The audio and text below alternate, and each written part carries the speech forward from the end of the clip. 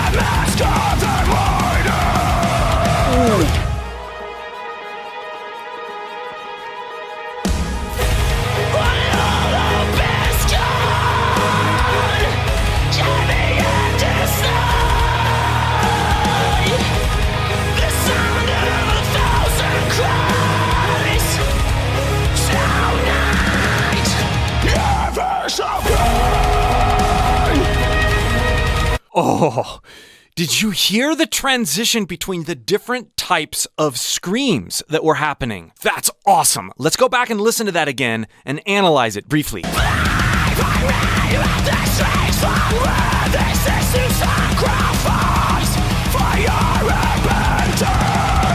Okay, right there. There is no inherent note even buried behind the scream that's happening. I've talked about this a lot on other videos, but watch how he adjusts the pitch in this noteless or voiceless scream with his mouth being the filter. It's higher or lower based on how he's holding his mouth, not based on what he's doing with his primary chords.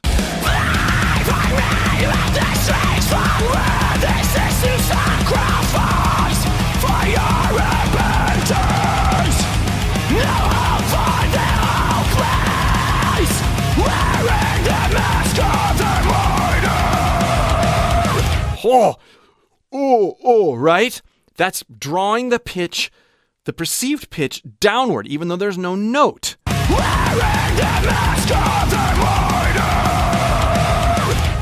Then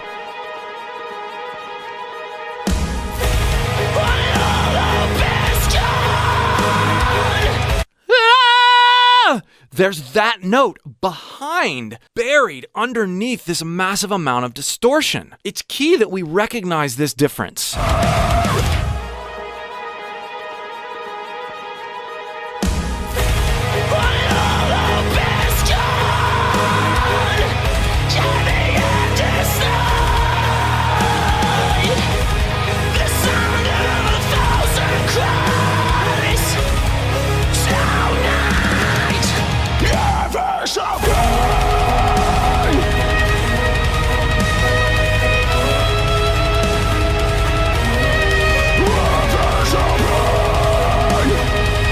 Now we're back to voiceless scream as opposed to sing scream.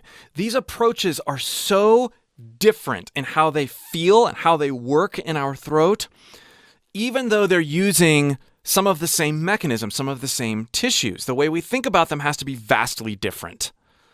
By the way, The touch with the live violin is just, causes me to breathe deeper. I love these fusions of genres that are happening.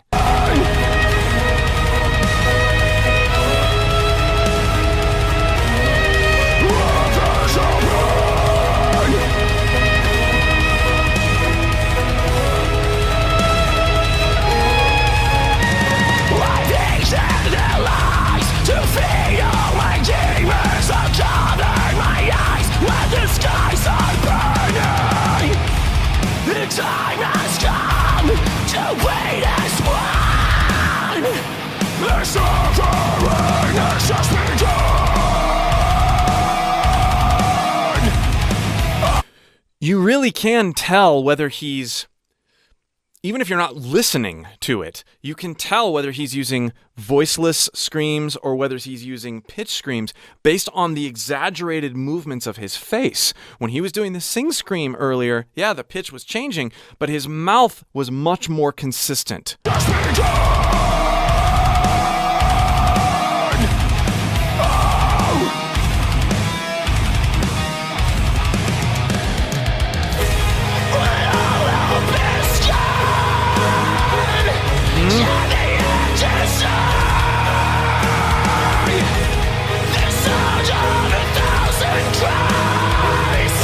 Also, listen to what happens with his voice. Subtle.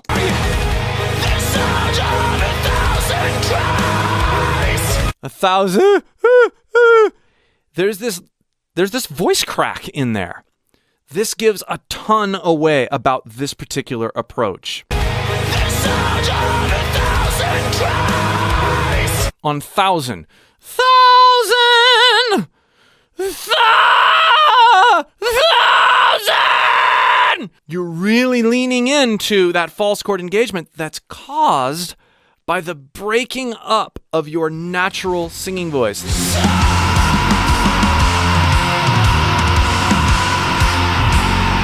that giveaway because you hear those little chirps if you listen really carefully, and because you hear the pitch. That's very different than the earlier voiceless way of getting into these screams. Now, there's two ways to do voiceless screams that a lot of people embrace: an upper constricted sensation and a lower constricted sensation. The upper constricted usually creates a higher tonality, although the shape of your mouth can create lots of different tonalities out of that.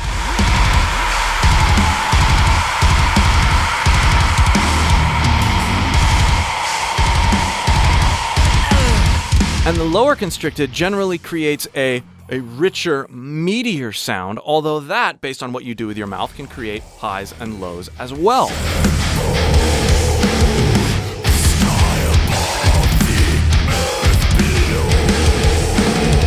And to dive into these different types of screaming engagements and sounds, click the other link in the description to explore the course that I've done with Lorna Shore's Will Ramos.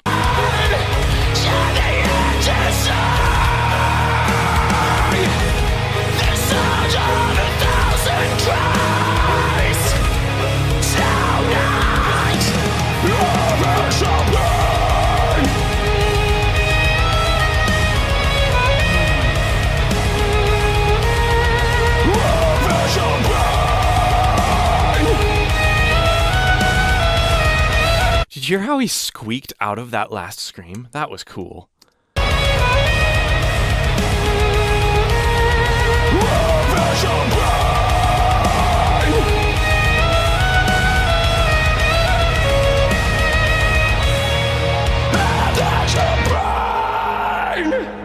Oh, he did it way more obviously there. That was awesome.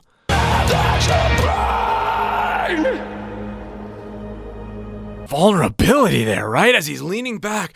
Pain! Oh. There's no final remedy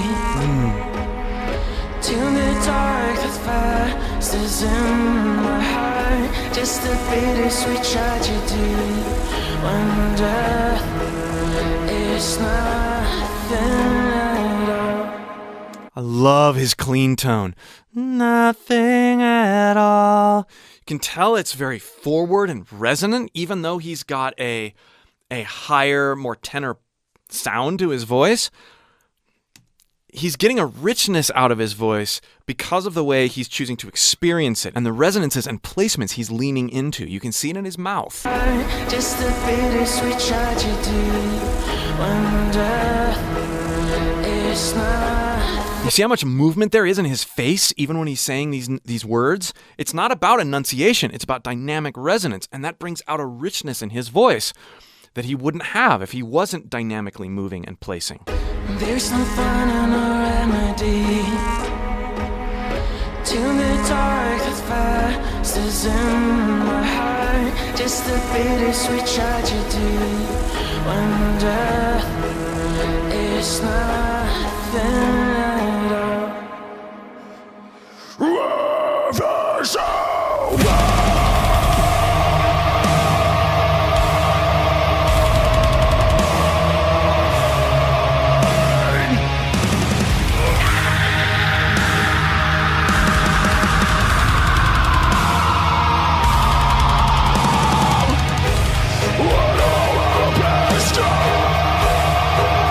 All right, a different kind of engagement than the beginning with the screams here. And you can hear it in the way the high is a bit more, there's a bit more airflow happening with that high engagement. This stuff is based more off of a sigh approach. If you followed my channel at all for the past few months, you've heard Will Ramos demonstrate this type of constriction. It's a different, looser, beefier sound than what he was doing at the beginning. Really interesting that he's incorporating all of these different things. So amazing that he can transition between all of these different approaches so well. This takes a lot of practice, a lot of introspection, and a lot of patience.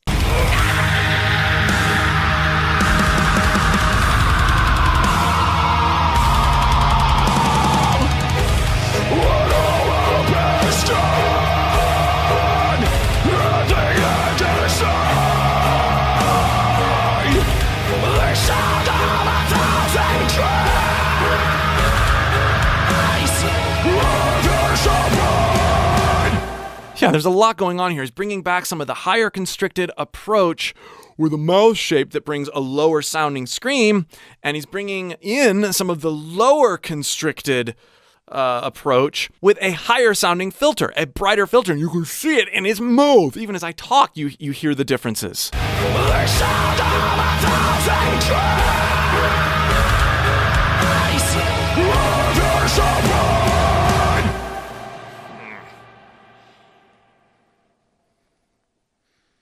Thanks so much for watching and analyzing this one take with me. Again, if you would like more opportunities to explore what you see Eddie doing here in this video, click those links in the description below. All right, we'll see you for more.